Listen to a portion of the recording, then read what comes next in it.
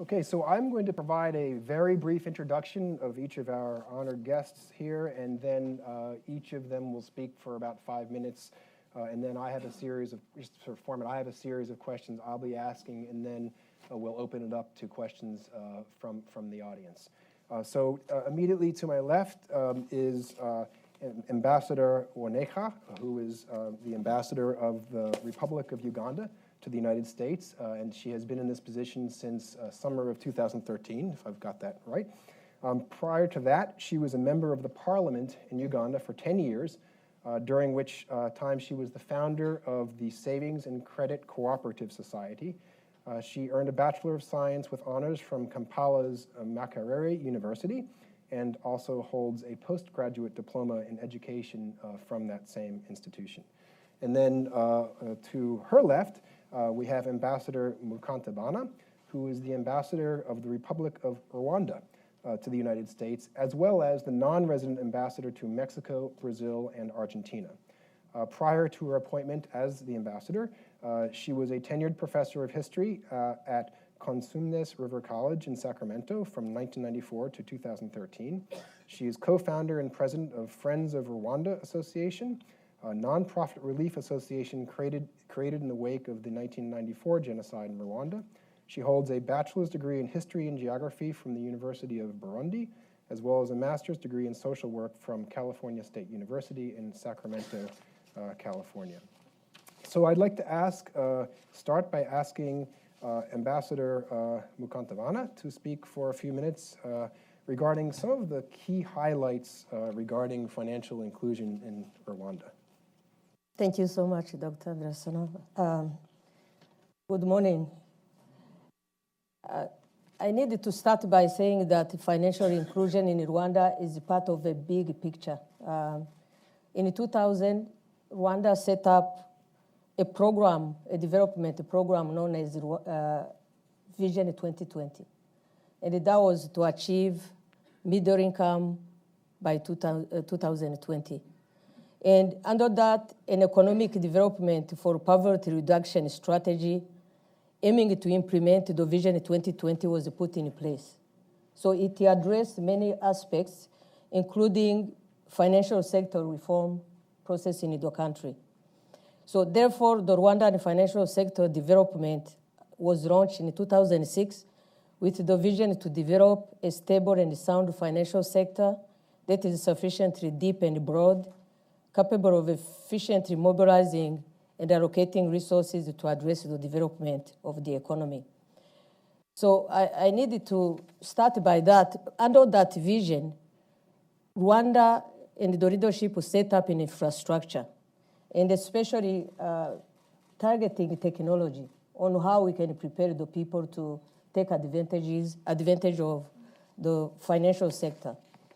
One of those was to put a fiber optic all over the country. 90% of our country is fit with the capacity to get mobile, this mobile economy we are talking about. And at this point, Rwanda now has 4G. So investment in technology is the primary and prerequisite to be able to achieve what we have set up to do. The second part was to increase access to financial institutions and increase uptake and usage of financial services for everybody. And this took also some changes in governance. So good governance are also the prerequisites to achieve what we are talking about. In 2000, Rwanda decentralized the country.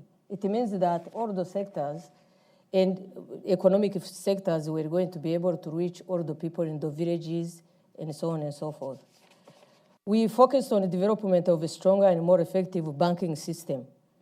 And for instance, one of the biggest change in 2011 was the change in the National Bank of Rwanda, where they enable instant and reliable time-critical banking transactions. So people, like for instance, teachers, students, civil servants, workers, are able to make payments, pay bills, borrow money, save and invest through their commercial banking. So that was done through the central bank. One of the biggest developments in the country is what is known as the Umurenge Savings and Credit Cooperatives for the people. It's called the SACCO. It's in the sector, it's in the villages, which is a grassroots saving and mobilization system that was launched in 2009 with the resolution to reach out to areas that were not served by traditional banks.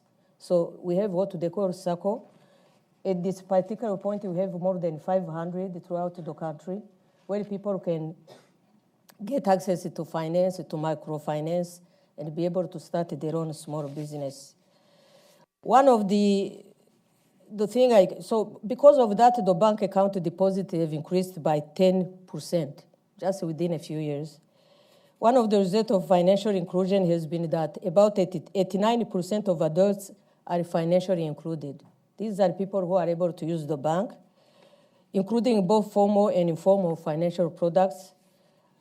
About 5.2 million people, individuals are included, for a population of almost 12 million people. So it's almost half of the population are included within that banking system. About 68% of adults in Rwanda have and use a form of financial services.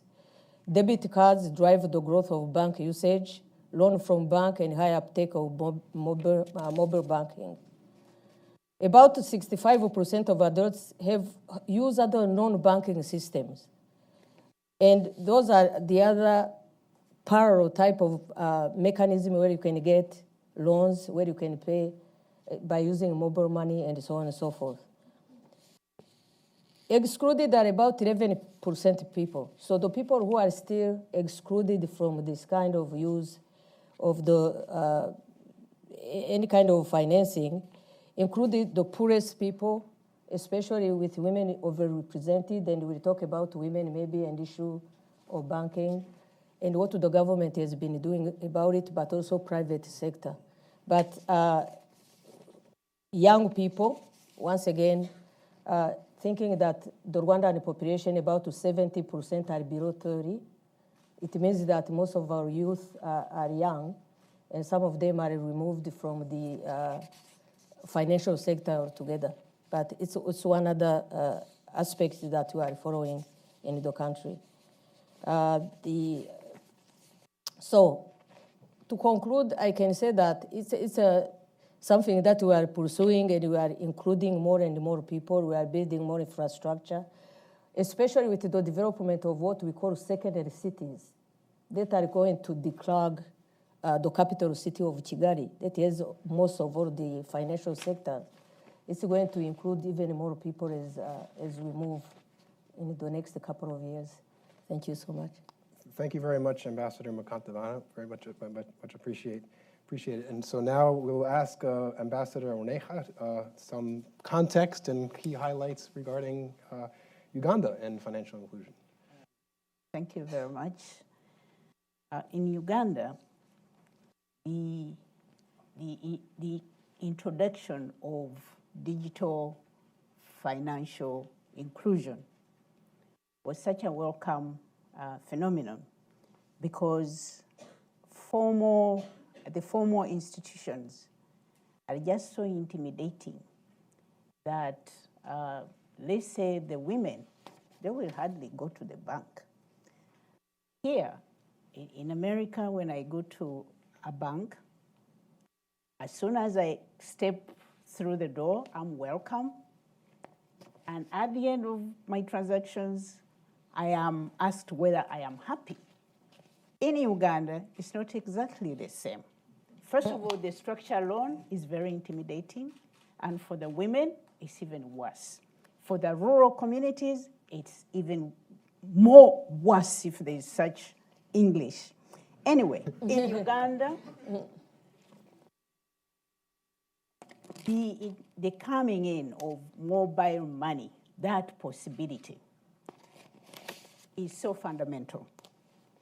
As early as the late 90s, we had policy, regulatory, and legal frameworks that promoted competition and universal access to communication services. That was so crucial in this financial digital inclusion. The liberalization and private sector investment have been continuously and extensively promoted by government, so much so that government has a regulatory body known as Uganda Communications Commission to regulate the industry. We have a strong and independent, it's not only strong, but is independent, and that factor gives confidence to those who are operating within the system. We have established in the country a rural communications development fund to support those efforts to enable the rural people to access mobile money. The technological developments that have led to reduction in the cost of handsets. This has meant more and more people accessing handsets. These handsets, they are those that are cheap enough. They even have local names. Ka meaning small, so you have Ka Torch, like this small phone. It even has a torch on it, which is an incentive for you to buy it. There is Ka Tourist, like tourists will use it for 2-3 days and leave it for you also to use. In the country, we have a rapid spread of ownership of mobile phones. So even in village centers, you may be able to buy a cheap phone. So the mobile phones are quite abundant within the country. And this in as far as rural and urban peoples are concerned.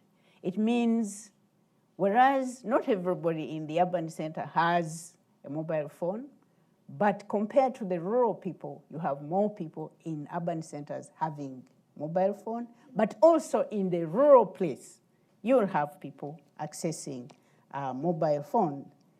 Now, of course, we have challenges. You saw from the presentation earlier how we are ranking as a country. In terms of country commitment, 100%. Was it a percentage? Yes, 100%. Mobile capacity, regulatory environment, adoption.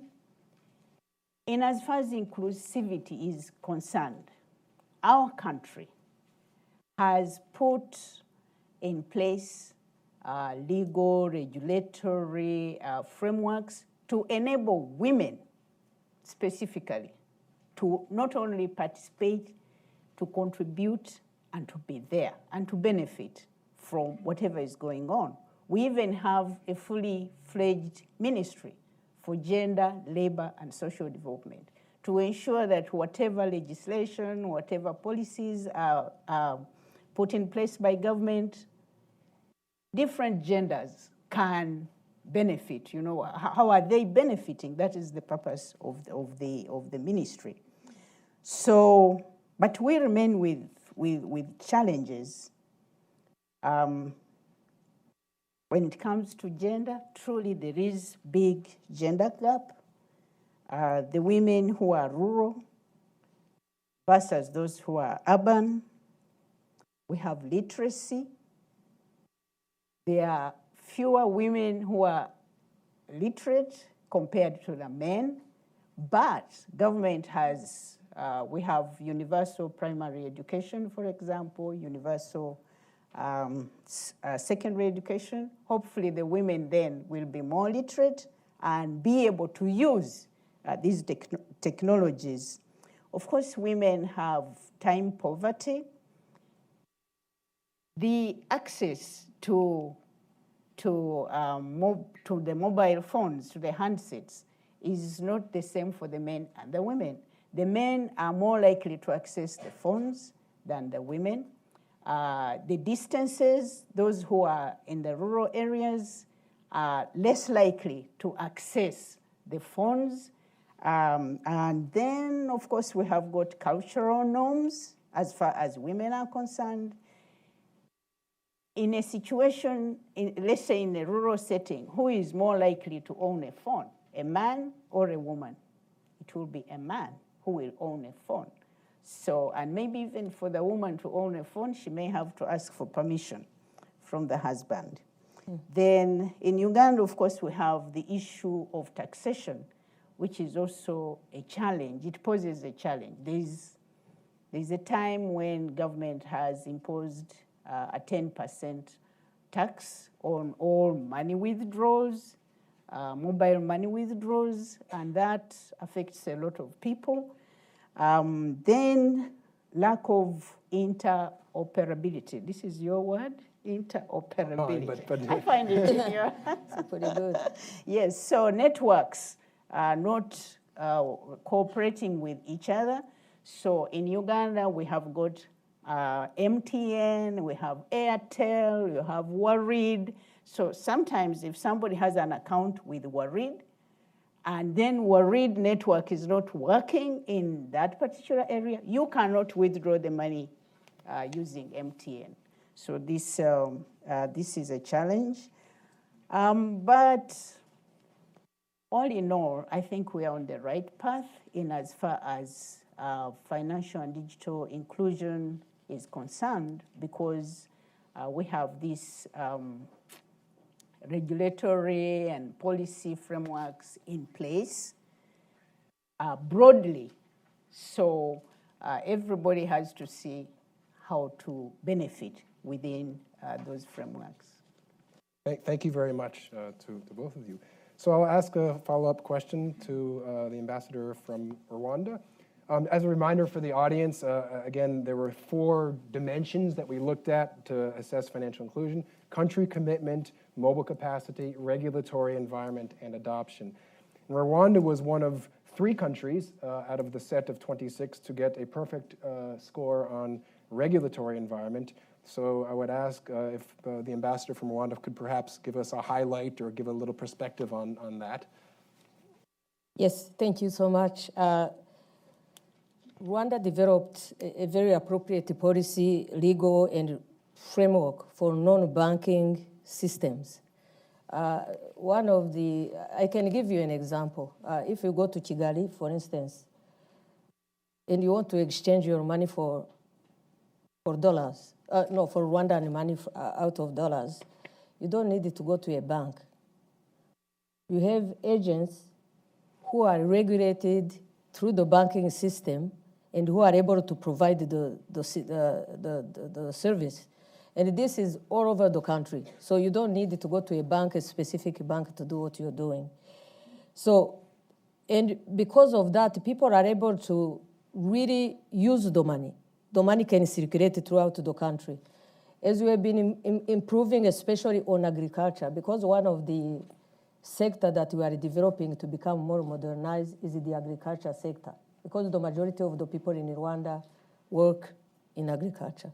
It has helped them to be able to move the money around and to sell their products, because you have those agencies and agents who are doing that, but who are regulated within that particular framework. One example I can again give to you is this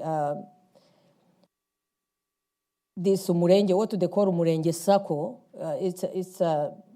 The Sacco is a saving and credit cooperatives. And this has been throughout the country. So people are able to get access to get mini loans, and they are insured. And especially now, since you are able to get a collateral because of the titling to the land. Every land in Rwanda has a title.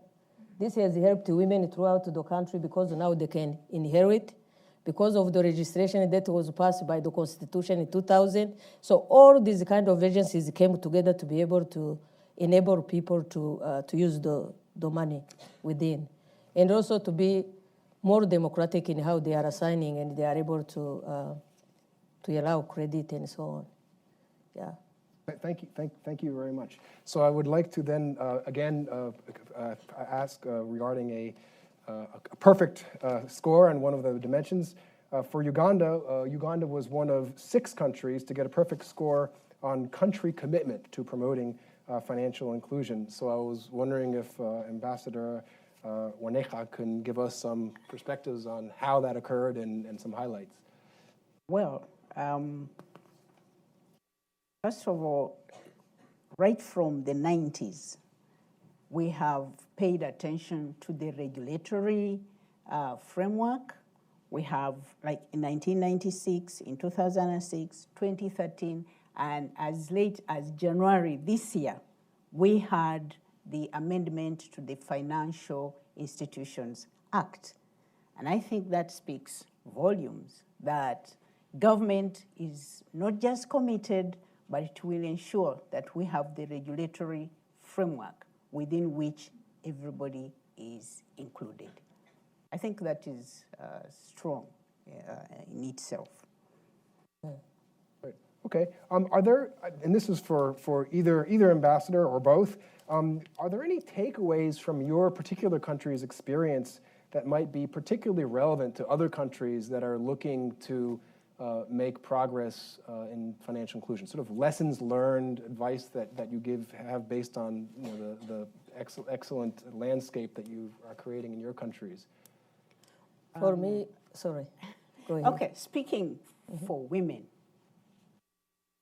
speaking for people with disability, speaking for the vulnerable persons, it's extremely important that countries actually make it possible for everybody to be included in terms of legal frameworks, mechanisms that are put there. And in Uganda, this is done right from the Constitution. The Constitution provides for non-discrimination against women, whether by culture or whatever, religion, ethnicity, all these. So I think the legal framework is extremely important. Following that, you must have the right policies that do address these vulnerable groups. And women remain vulnerable, people with disability, the migrants, the refugees, so that would be my take. Thank you very much. And Ambassador Mukantabana? I think she's touched on some of the same, but for us, it's number one, good leadership is important and good governance. Those are the, lack of corruption, all of these things are important, but also to have a very specific pro-poor delivery system, especially for the majority of the people, to promote local development. And for Rwanda to be able to do that, and what we can account for our development has been the development of programs that we might call homegrown programs, the ones that people can use fully, understanding how to use them, and they fit within that regulatory type of stuff. So banking, saving, and investment, insurance, debt, and so on and so forth are embraced by the people because they fall within the traditional norm on how they are able to use their resources. And then the last one maybe is inclusive development, and that has to be the goal, inclusive development, and looking at all the demographics and how we can adjust the gaps, especially there. Right, thank you very much. So in terms of there's obviously multiple factors that contribute to an inclusive environment, but some of them include, as mentioned, high-level leadership, good leadership, public-private sector engagement and collaboration, and a thriving digital ecosystem. These are all things that are important. Of those, do you see in your countries ones of those three that are particularly important in the context of your country, or are they all equally important, or where do you see any highlights you'd like to highlight about with respect to leadership, private-public sector collaboration, the digital ecosystem in your countries? For me, I would say the knowledge-based economy. So education is really the key to every single part of what we do. And I'm not talking about university education. For instance, now Rwanda is focusing greatly on investing in what they call TVET. TVET is technical vocational education that is going to democratize education in rural areas for people to be skilled in whatever they are doing, whether it's agriculture, whether it's raising, whatever you are talking about. So education is the key. We've also been able to transform our challenges into opportunities. We are a landlocked economy, meaning that investing in technology is the key. Technology is big. So we are trying to get all our people connected, whether they are in the remotest village, and to be able to do that. So to do that, we have to build infrastructure. So we have been investing in infrastructure, technological infrastructure, but also, as I mentioned before, even creating small cities that can be a pathway to development for most of the people who are unable to link to the rest of the world, in terms of what we're saying. Yeah. All those that you mentioned must move together. You ignore one, you're unlikely to include everybody in the finances. That would be my take. Okay, and then before we move to audience questions, one final question from me is, how do you see the future of financial inclusion in your country? Progress has been obviously as really great, and I assume you're optimistic about the future, but if you can give us some color on what that means, that would be of interest. Yeah, I think we all, it's not done. We all have got work to do. The commitment from the leadership is very, very important. In Uganda, right now, we didn't have a national ID.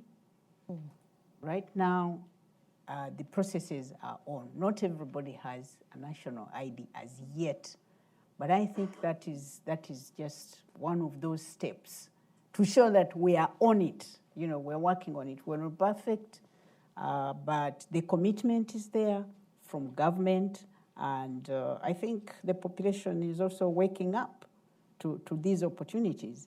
As she said, my country too, 70% of our population is young, is below 30. And that's a big challenge. So education, good governance, all these things, continuous development of infrastructure, let it be roads, let it be technologically, whatever. The fight is still on. Great, and Ambassador Mukantabana, any thoughts on the future of financial inclusion in Rwanda? I would say this is a dynamic and which will keep evolving, really to more convenient and to become more convenient and efficient as we move forward. And I can even see the difference, for instance, of what was last year, when people were still debating and were resisting the use of mobile money, because you really don't know. Anything that you can't touch and you can't see is very difficult to do it. But it's quite, when you get to Rwanda and you pay your bill by the phone, whether it's your power, whether it's your money for the phone, and people are becoming caught up in that kind of cycle, and they like it, and it's very convenient for the people. And as I said, the biggest users are people in agricultural sector. And our agriculture is being modernized not to become just an economy of subsistence, but economy of commerce, something that you can expand.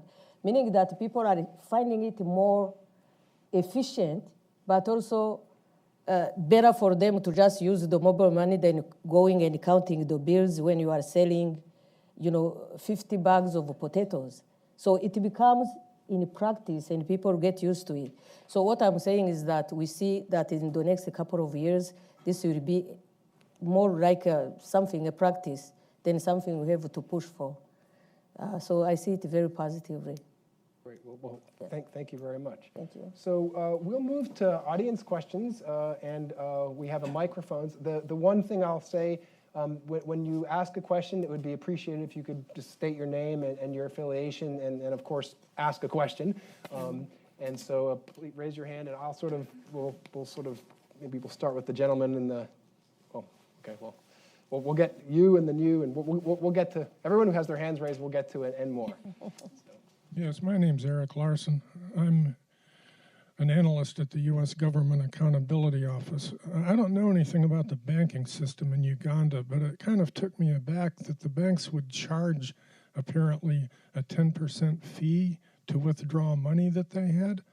The banks here pay maybe 0.5% or 1% interest. My guess is from what you described, the Ugandan banks don't pay any interest. And it sounds like negative interest if they're charging 10% for a withdrawal from the account, if I understood your comment correctly. It would seem people would not want to put their money in banks under those conditions. I can answer. Well, it's not the banks. It was Uganda Revenue Authority that imposed a tax of 10% on mobile money withdrawals. Yeah, so it is still a contested issue at home.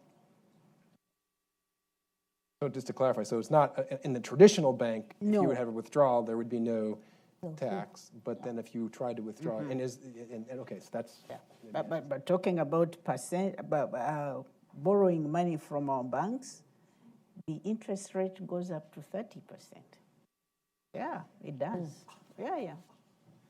Okay, thank you. I think the gentleman back here had his hand up, and we'll get to everybody else who has their hand up as well. Hi, my name's Adam Boymorn. I was a journalist, now I'm a student here. I interviewed Mohammed Yunus about a month ago, and he said he was exceptionally scathing about the capacity of bricks and mortar, highly capitalized retail banks to ever really do anything to improve financial inclusion. Do you think that's too pessimistic? And if you think that's roughly accurate, do you think that'll ever really change?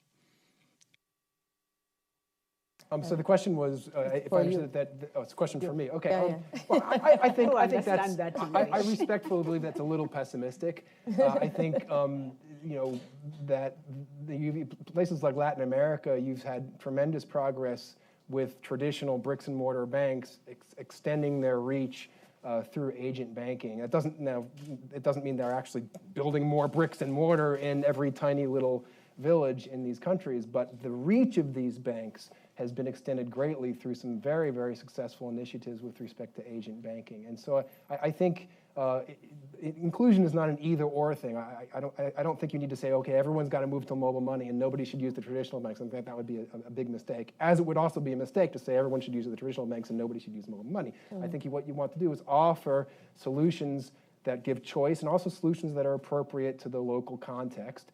And traditional banks in some jurisdictions have done a very good job of extending their reach. In other jurisdictions, for complex regions, it actually turns out to be easier to extend reach using the mobile networks and the mobile systems. And in places like that, with the right regulatory and leadership environment, mobile money has taken off. So the short answer is my personal view would be that would be overly pessimistic, though of course there might be some who differ. I don't know if any of the ambassadors wish to. No.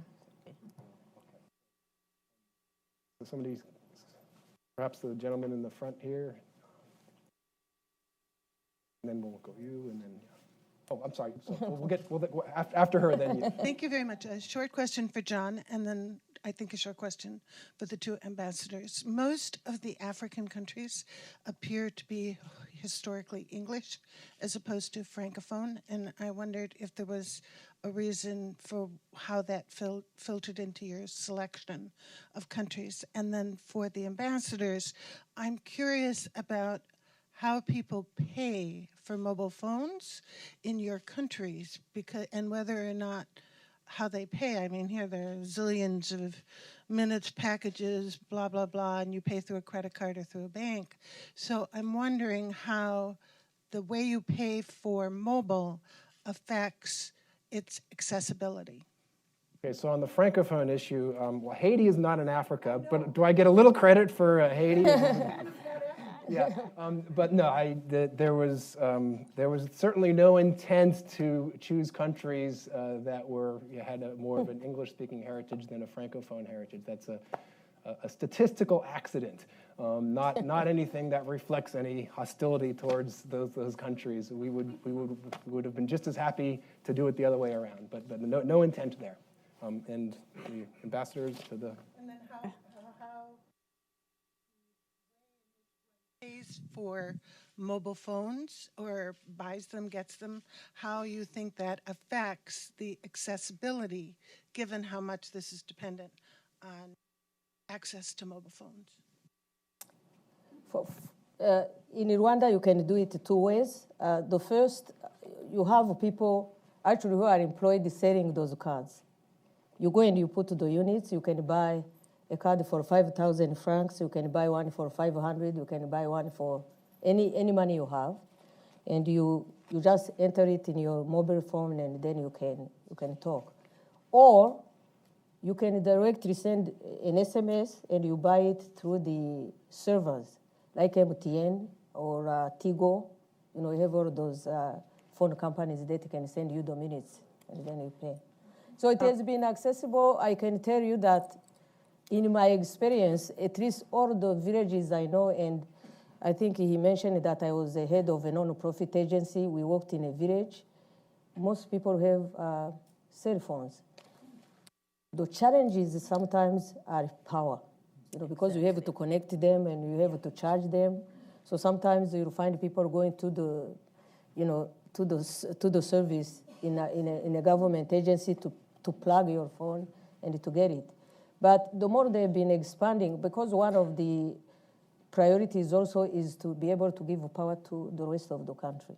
So it's one of the journeys we are also working on, using solar energy, but also off-grid or on-grid type of thing. Yeah. I think, did I understand, is it buying a phone or buying the airtime to use? They're just, at least here, there are different methodologies for how you pay for your mobile phone. Okay. You pay for minutes, you pay for it for a year, and I'm just wondering how it works, how it plays out, and whether or not that impacts the degree to which people have phones. In Uganda, when you go to towns, you'll find the mobile phone shops. They're just selling them. Yeah. You can walk in with your cash and you buy. We don't yet have the system of credit cards. We don't have it as yet. So it is cash. You have your money, you buy the phone that you can afford. They're just available. Of course, people in the rural areas, they don't have the chance to buy these phones as easily as those in town because they are not there. You have these economic settings are different. They are poorer, the access is not so good, and they are far. The towns are far from the rural areas, so you have to pay. You have transport, and you're lucky if you have a good road, and if you have a good car, and you have all these issues. But otherwise, you just walk in and buy your mobile phone. I think, yeah. Thank you so much for inviting me. I learned a lot reading the 2015 publications, and I do hope to read 2016 as well. But based on the presentation you have given here, I have a couple of quick questions, right? You have done this on 4 parameters, right? To my mind, I think the end result should be the higher adoption. So I looked at the scores on country commitment, mobile capacity, and regulatory environment, and added them up and see whether higher score on that necessarily translate to higher adoption. I don't see that here. For example, Philippines has a score of 294, probably one of the highest score, but they have probably a lower score of 42 in adoption. So are we missing something here in terms of analysis? Are we missing something here? That's my first question. The second question is, you have looked at mobile capacity, as one of the key, aspects in this. But is that the only thing we should look at? Should we not be looking at other access points as well, which will determine the adoption?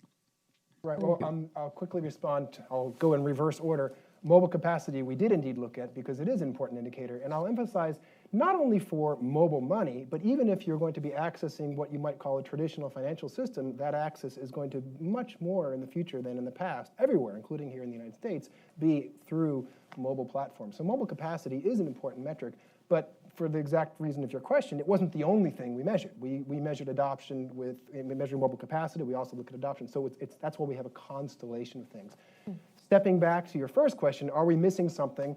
I think the answer is a couple of things. First of all, some of these dimensions are, you could argue, sort of leading indicators, right? In other words, to the extent that you have an enabling regulatory environment and a committed country, you would expect that that would lead at some point in time to greater adoption of these services.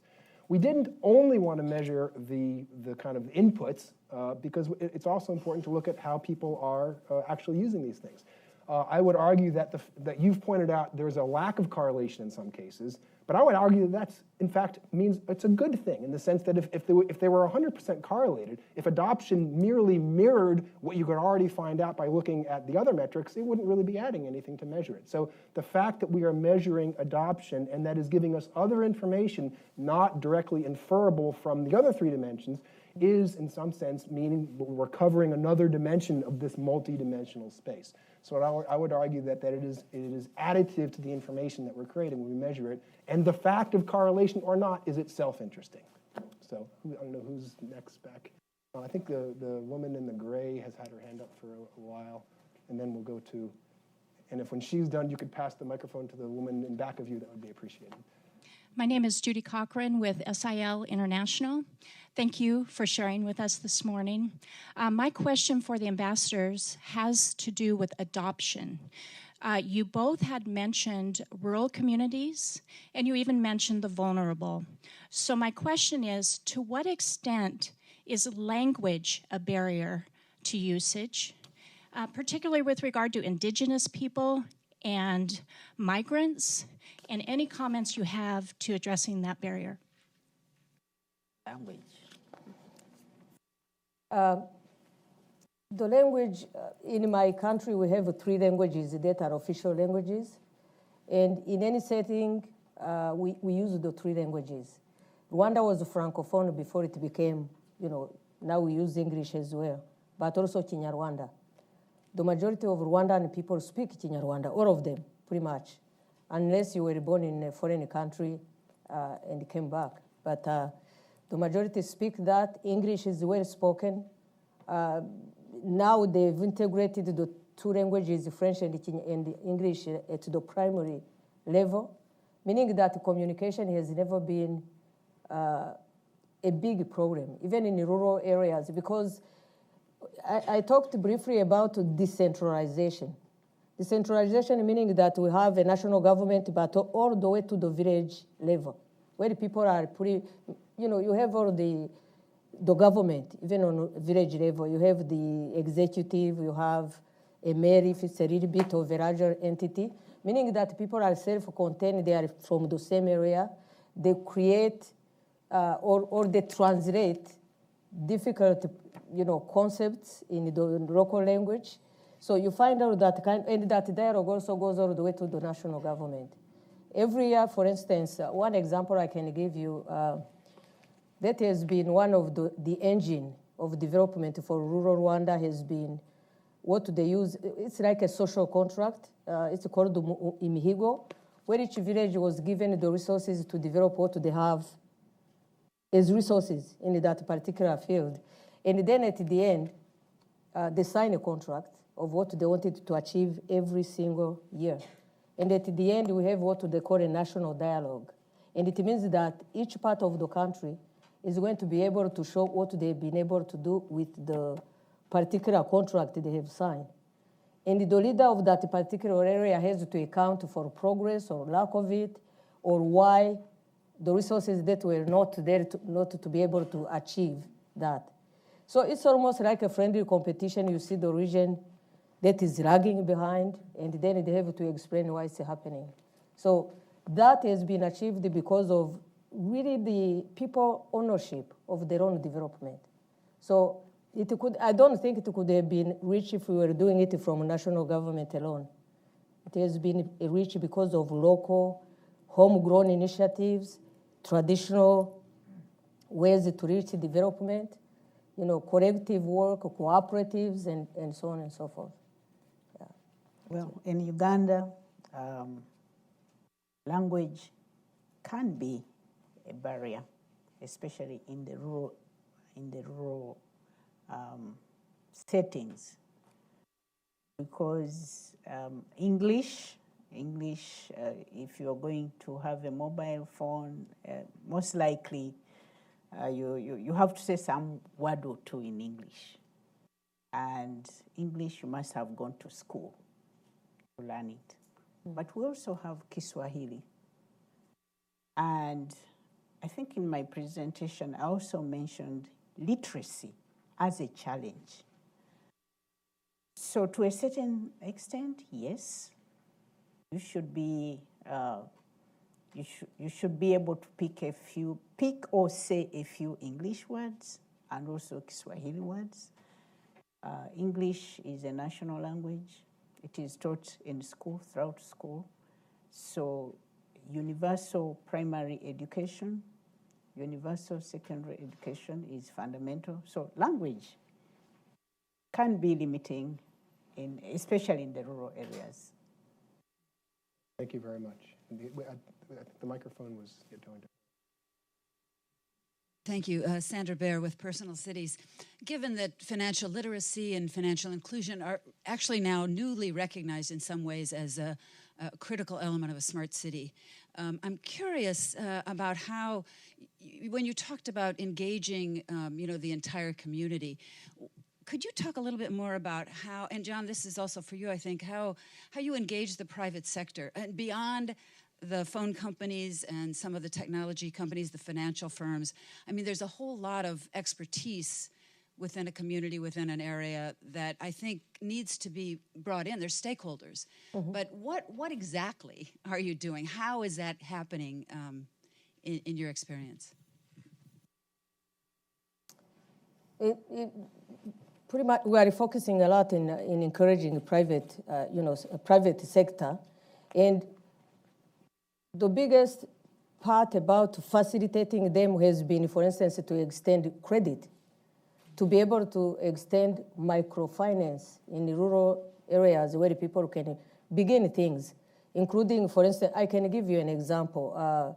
There's a part of history that I don't necessarily want to go back to, but when we were trying to rebuild the nation that was completely devastated by genocide, there was no infrastructure standing after 1994. So rebuilding was pretty much like putting one stone over the other. But all the socio-economic initiatives that we engaged in initially, whether it was from private sector, whether it was from government, was to achieve that kind of economic leverage and to restore hope and to do whatever, but also as part of a reconciliation process. So if, for instance, I give you an example, what I was mentioning when we were talking about homegrown initiatives, I give you an example that you might know, like what they call peace baskets. The peace baskets that are sold now at Macy's. We got a contract, an extra contract for 10 years to sell those baskets at Macy's. But it started as a way to enable the women who were widows, who were head of families, to be able to weave. It's a beautiful, and then we had some interest of people who wanted to enhance their productive capacity, but at the same time, it brought women together. The women who were widows because their husbands were killed, but also the women whose husbands have killed. So that brought people together. So when we talk about reconciliation in Rwanda, it's also part of the whole socioeconomic initiatives. You have a variety of many economic programs that are driven by private sector, but that have also been able to bring people together, in many different areas. One second one I can give as an example, because it maybe can resonate is like 1 cow per family. You know it as Heifer International, but we adopted it because Rwanda is, the cow has a central place in terms of reconciliation, in terms of friendship, in terms of whatever you do. So what they call 1 cow per family, they call it girinka in Rwanda. It means that a poor family is given a cow with an eye towards paying it forward. So once you get your own, you give it to your neighbor, and even if you didn't talk before, because of the symbolism of the cow, it brings the people together slowly but surely. So we have many, I can count, then community work that is now like a mainstay in Rwanda, that is our brand, what they call Muganda. This is what brings the people together from the top to the bottom. I don't like to call people bottom, but I'm saying all the sectors, from the president to the person in the remotest village, when you build your country. Rwanda is known as the cleanest country because of the people doing it themselves. It's not an imposition. But once you have that ownership of your country, you do this and that, then you really develop it thinking that this is for me, for my family, not for somebody else. So we have that coming from private, but also sometimes the governmental sector. But we try. Initially, it was value added because when the people form cooperatives, it's because also they are bringing a semblance of families. You know, before traditionally people worked in families, in farms. You had like 20 people working on your farm, if you go to where I came from. But because of dying or people living in the country, you ended up being by yourself. So building cooperatives or bringing about another surrogate type of family, but for economic development. So we have all those kind of homegrown type of initiatives that have been pushing the people throughout the country to do that. But those are private sectors. It's not government-driven. Yeah. And then there are some that are, for instance, supported by USAID and other agencies outside of of Rwanda, that have been also helping the people to form those kind of economic-led type of initiatives. Any thoughts from Ambassador Wineka? Well, in Uganda, ours is a private sector-led economy. So having private sector engagement, I mean, there is no two ways about it. And we have this strong regulatory body, Uganda Communications Commission, that works closely with the Ministry of Finance, works with other government agencies to ensure that there is fair play and private sector is truly engaged. So it is a policy. And for Uganda, we still have a long way to go. We recognize that, but we are working hard, and any support, every support that we can get is most welcome. And I'll respond not in the context of Rwanda or Uganda, but more generally. Of course, I think it would be fair to say that financial inclusion will not be sustainable unless there is sustained and continued engagement from the private sector. And for that to happen, the private sector needs to view it as a profitable enterprise. It can't be, in the long term, it can't be a money-losing enterprise. So we want the private sector, I would think it would be, the key ingredient for continued private sector engagement will be that they see some of these services as good business opportunities. Yet, at the same time, there's a balance. We don't want these services to be exploitative, right? Because obviously that would then undermine the very goals that we're trying to advance here. So for this all to work, there has to be this middle ground where the private sector is engaged and wants to be engaged because they see these as good business opportunities, but also at the same time where there's this balance where that the people who are receiving the services are free from exploitation at the hands of these private sector providers. So there's a question here. Maybe the gentleman in pink and then the woman in the orange, if that's... All right. Hi, I'm Tomasz Trabuć from Srolski Masterel from Poland. I just wanted to ask about the internet access, because we are talking about the use of smartphones, but without internet, this would be not very useful, right? I can. Well, I mean, yeah, okay. all I was to say, it's just in general. I mean, it is. There's enormous progress in coverage. That's not saying anything that anyone doesn't know here. And while there are always going to be, or at least for many years, there's going to be some pockets of some countries that are not accessible, not covered by 3G networks, I think you'll see those pockets becoming smaller and smaller. And of course, our ambassadors here could comment on that. The other thing I think to point out is that there are an enormous number of financially excluded people living in these enormous urban centers throughout the world.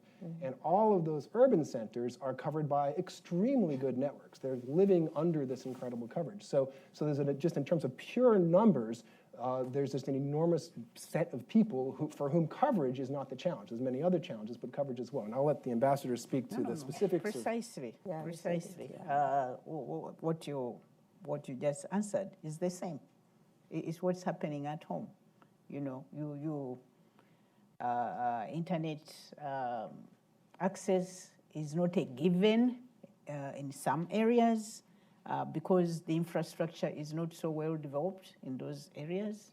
But most of the urban centers, they are well covered with internet access. And it is an ongoing development in as far as the technology is concerned, of which I'm not an expert. I will not go into backbone something. I have to say that internet is also, for Rwanda at least, I can say the internet is very much, they are trying to develop it as a tool for education. We have a program called a laptop per child that has been expanded also in rural areas. So it's something that they have started even actually to put together, the computer in Rwanda, meaning that they want to give everyone who has the capacity to connect some computer, or at least to put them in centers where people can go and have access. So it's something that we are using also as a backbone to education, because we believe that internet capacity comes with this kind of popularization of education and democratization of education. And just to add to that, these things change faster than all of us, expect. A few years ago, I started writing about what I thought was smartphones as a key vehicle, and some people said to me, "Well, that's ridiculous. Some of these people aren't going to be able to afford smartphones." But of course, the price of the basic the lower level, entry level smartphones has plummeted, and now they are within reach to an enormous set of the population. You're seeing this incredible global shift towards smartphones, which over the next couple of years is going to continue to occur. One stunning statistic I read not too long ago was that in China, there's over 1 million smartphones sold every day, every single day, just flowing into the economy. And so we are quickly moving to a world where nearly everyone will be able to afford mobile internet access in the sense of being able to afford a smartphone of some kind or another, and an increasingly greater fraction of the world population is going to live in areas that are covered by networks that are capable of delivering internet. Not always. You'll always be able to find some places which are still off the sort of the coverage grid, but those places are becoming smaller, and I think without in any way minimizing the challenges that remain in those places, it's still something to celebrate when we have huge swaths of the global population having wireless access to the digital economy. I think it's a good thing. I think the woman in orange was next. Hi there, I'm Amrita Veer. I'm a grad student in business and public policy. I wanted to ask about your views on credit assessment. So I know both in Uganda and Rwanda, there are really interesting things happening using technology to get information on telecommunications, social media, and that's enabled a different way to view credit scores. So just wondering your views on that, how that's enabled more financial service adoption and access to credit. And you?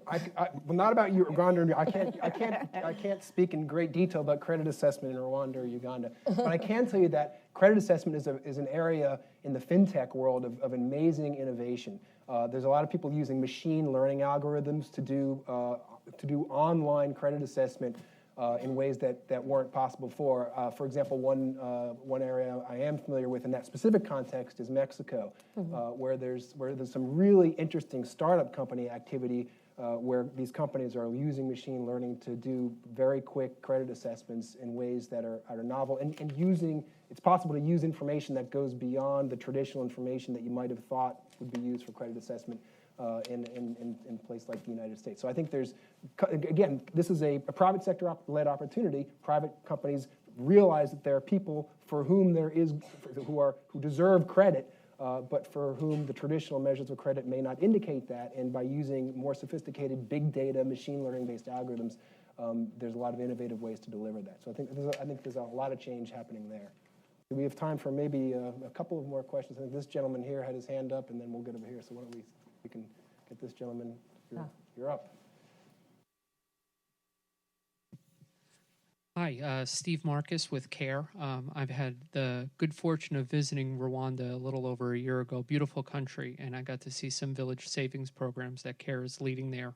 And I hope in the coming year to visit Uganda. A quick question for both of the ambassadors. What role do you see non-governmental organizations like CARE and others playing in financial inclusion? Thank you so much, and I'm sure you enjoyed my country. We welcome any partnership that is helping wherever we want to get. But at the same time, what maybe I can put an emphasis upon is that it has to be within the context of Rwanda. So it means that whatever international organization comes, it has to adapt to the realities of the area. It means you work within the perspective of the development of the region. But we have had incredible positive but also very successful partnerships from the non-governmental agencies coming from here, going to Rwanda. And even that particular one I was telling you about, the peace baskets and so on, they've been promoted by organizations from here. So it's that kind of partnership where it becomes serve Rwanda, but also the Rwandans are learning from it and are working, side by side by that. So with the agency. So that would say in general, we really welcome all the positive partnerships. Whatever you can bring as value added, we welcome. It's wonderful, and we are here also to facilitate whenever there's anyone who is interested in going and exploring any avenue to work with our government. The last one, maybe I was going to respond quickly about how I think she was talking about credit. Just one thing that maybe it might not answer your question, but what I know is most people who are starting a business, especially in the rural area, don't have any collateral. But what has served is the use of those cooperatives because people are going to vouch for one individual. So it means that you have an entity that is going to back you up when you are a part of that cooperative. The second one is also the use of land, especially for women. In 2000, the new constitution allowed women to own land. It means that now they can inherit land, and land is one of the biggest commodities where you can actually get credit by using your land, even if it's not developed. So that has allowed the people in villages to get credit, to get the money in my country. Yeah. For the gentleman from CARE does a lot of work with communities, and needs of communities are as diverse. It's just up to you to choose to include financial and digital inclusion in your programs, because people will always need either the education and how to manage their money. Are they just going to be accessing it? But how will they use that inclusiveness for their own good? So CARE, you work with communities, at least as far as I know. So there's plenty of work there. Yeah. Maybe one final quick question, maybe the gentleman with the tie right there. Hi, thank you. My name's Anis Sinani. I'm with the Inter-American Dialogue. And I had a question in regards to mobile capabilities. In regards to international remittances, what is the potential for people to transfer funds across borders through mobile money devices? And what challenges do you foresee in the future in both Uganda and Rwanda and internationally more broadly? Thank you.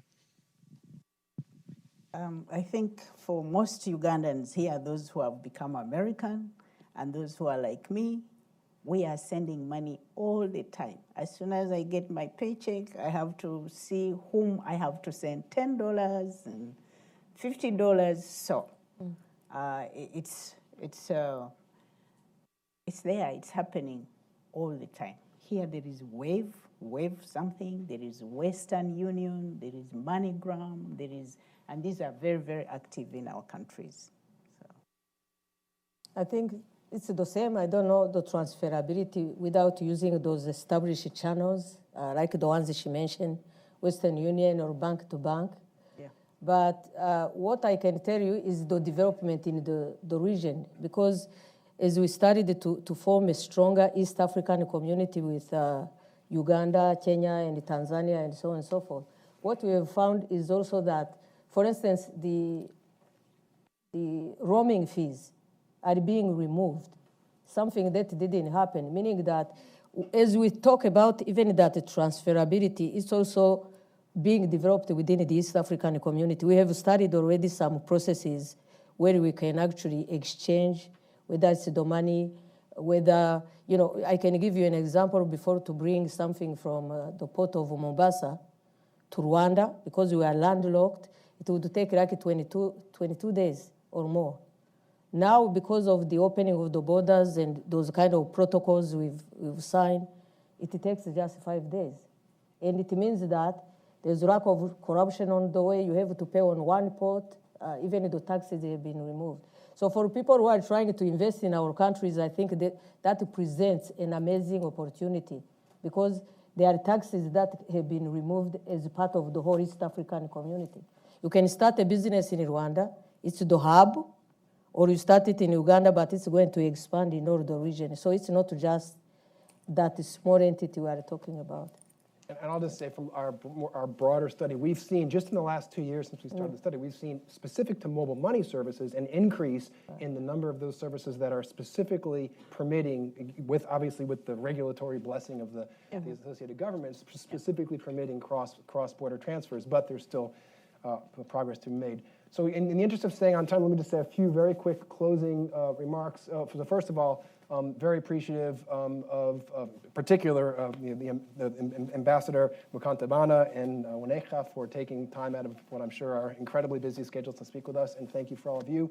I'll mention again that, of course, the report is available on the Brookings website. And one other thing to say is we've talked a lot, or at least I talked quite a bit about sort of these scoring metrics and things like that, but one of the things we'd like to think of is a very valuable part of the report. In addition to that is for each of these 26 countries, we have a very detailed description of the financial landscape in that country. So if you want to know what's going on with financial inclusion in Turkey or Haiti or Mexico or Chile or any of these other countries, we'd like to think that you can sit down and read the description there, and that will give you a good snapshot. And we're endeavoring to make sure those are updated and capture all the developments in each one of those countries. So again, thanks to all of you for your time, and particularly to our ambassador guests. Thank you.